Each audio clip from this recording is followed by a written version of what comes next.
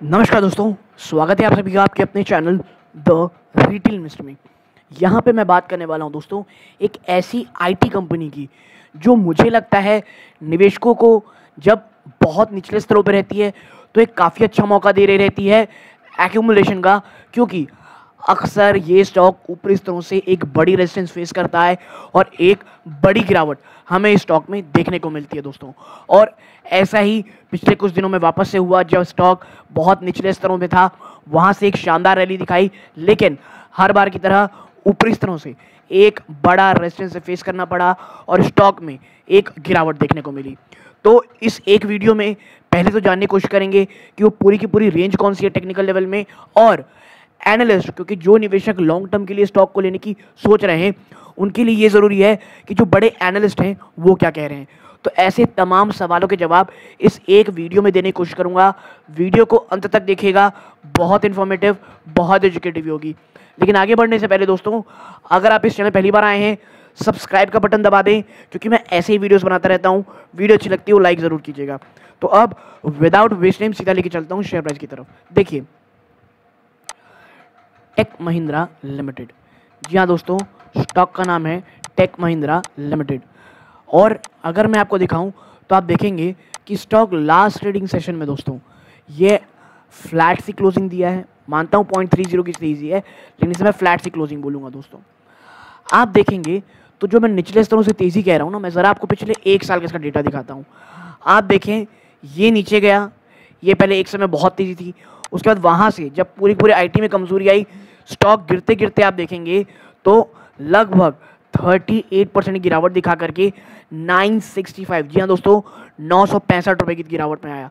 लेकिन जैसे ही वहाँ से आया आप देखेंगे तो एक तेज़ी आपको यहाँ देखने को मिल जाएगी 7% की। और अगर आप थोड़ा लंबा समय देखेंगे तो स्टॉक ने एक अच्छी खासी लगभग 18% की तेज़ी दिखाई, वो भी सिर्फ 4 महीने के अंदर 20%। लेकिन फिर क्या हुआ, एग्जैक्टली वहां से वापस से रिटर्न लगभग 1150 से वापस से आप देखेंगे तो स्टॉक में गिरावट हुई।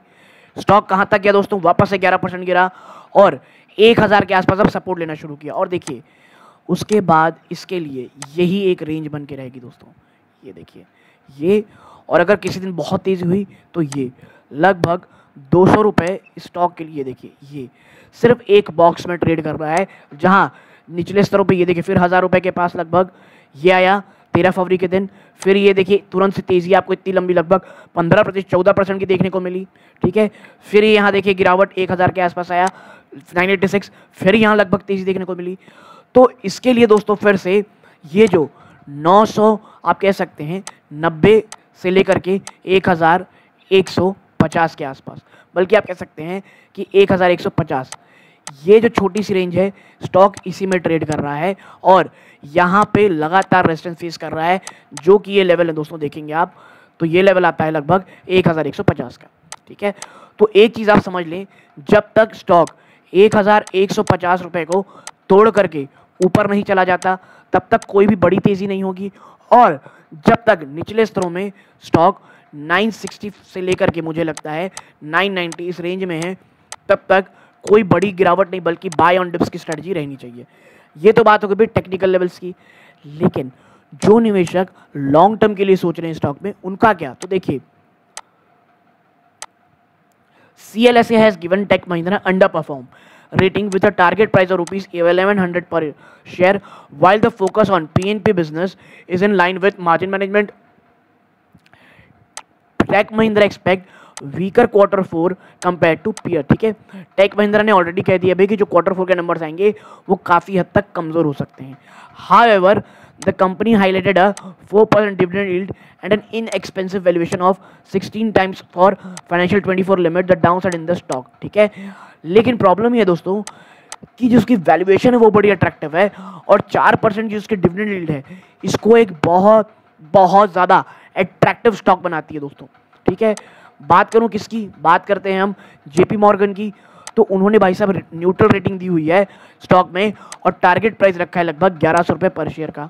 JP मॉर्गन का कहना है, एनालिस्ट जो मॉर्गन एनालिस्टों का कहना है, जो नई CEO का जो वेट है दोस्तों और पीक यूटिलाइजेशन लेवल है, ये एक बहुत इंपॉर्टेंट की रिस्क है। देखिए नया CEO कैसा रहेगा ये बहुत इंपॉर्टेंट रहेगा, या वो काम कैसा करता है ये भी इंपॉर्टेंट। जबकि जो डोमेस्टिक ब्रोकरेज हाउस है दोस्तों आई सिक्योरिटीज, उसने सीधा डाउनग्रेड कर दिया स्टॉक को, ठीक है, और होल्ड से गिरा करके रिड्यूस कर दिया है और टारगेट मार्क 1086 किया हुआ है।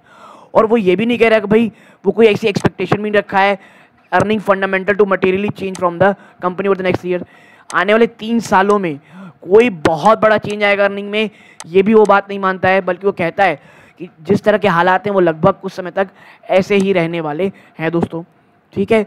और आप देखें it despite potential leadership change current CEO CP Gurnani tenure end in December 2023, ठीक है। अब भाई साहब दिसंबर 23 में एंड हो ही चुका है इनका लीडरशिप दोस्तों, लेकिन आने वाले समय में कोई ऐसा मटेरियलिस्टिक चेंज होगा जो भी नए अपॉइंट हुए हैं उनके कारण उन्हें भी नहीं लगता। तो देखिए एक बात तो श्योर है, कोई बहुत बड़ी तेजी की एक्सपेक्टेशन अभी टेक महिंद्रा में नहीं है, लेकिन हाँ डाउन साइड रिस्क भी कम कहा जा रहा है।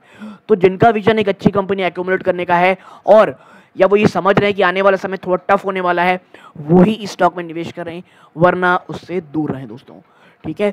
तो यदि आपको ये छोटी सी एनालिसिस पसंद आई हो, वीडियो को लाइक करके चैनल सब्सक्राइब कीजिएगा। यहाँ तक जुड़े रहे इस बात का बहुत बहुत धन्यवाद। ये इस वीडियो का अंत है। जय हिंद दोस्तों।